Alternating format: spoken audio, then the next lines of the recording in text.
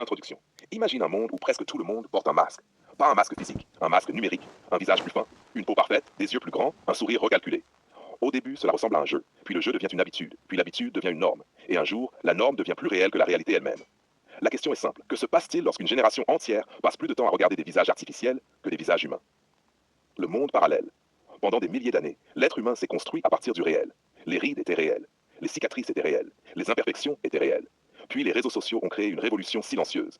Pour la première fois dans l'histoire, chacun pouvait devenir la version numérique de lui-même. Pas meilleure, différente. Le mensonge le plus dangereux. Le danger n'est pas le filtre. Le danger, c'est l'habitude. Parce que le cerveau ne demande pas si quelque chose est vrai. Il demande combien de fois l'ai-je vu. À force de voir des peaux sans pores, des visages sans asymétrie, des silhouettes sans défaut, le cerveau finit par croire que c'est normal. La disparition du visage humain. Regardez certaines photos sur les réseaux. Même lumière, même bouche, même nez, même regard. Parfois, on a l'impression que tout le monde est devenu cousin, comme si une seule intelligence artificielle fabriquait des milliers de visages différents à partir du même modèle. Et pendant ce temps-là, les véritables visages humains deviennent rares. L'illusion du contrôle. Le filtre donne un sentiment de puissance. Il permet de contrôler son image, son apparence, son âge, son poids apparent. Mais il ne modifie pas la réalité, il modifie uniquement sa représentation. Et c'est là que commence le problème. Le retour brutal, car vient toujours le moment où le téléphone s'éteint, le moment où l'écran disparaît, le moment où il faut vivre dans le monde réel.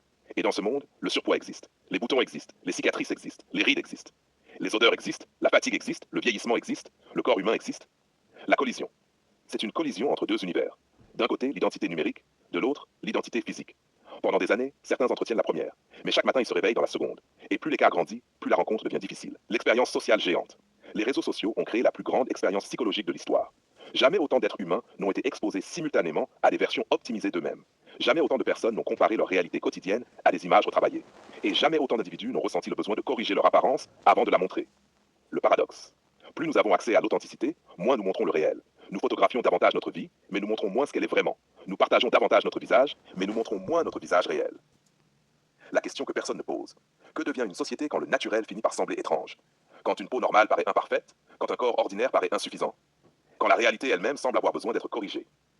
Le prix à payer. Le prix n'est pas seulement esthétique, il est psychologique. Parce qu'à force de créer une version idéale de soi, on finit parfois par devenir étranger à sa propre réalité. Le miroir ne montre plus ce que l'on attend. Les photos non retouchées deviennent inconfortables. Et le réel paraît moins acceptable que sa copie numérique. Conclusion. Les réseaux sociaux n'ont pas inventé le désir d'être beau.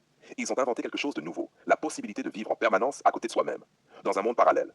Un monde où les visages sont recalculés, les corps réinventés, les imperfections supprimées. Mais tôt ou tard, chacun revient au réel. Et lorsque le filtre disparaît, une question demeure. Sommes-nous encore en train d'améliorer notre image? Ou sommes-nous en train d'oublier à quoi ressemble un être humain?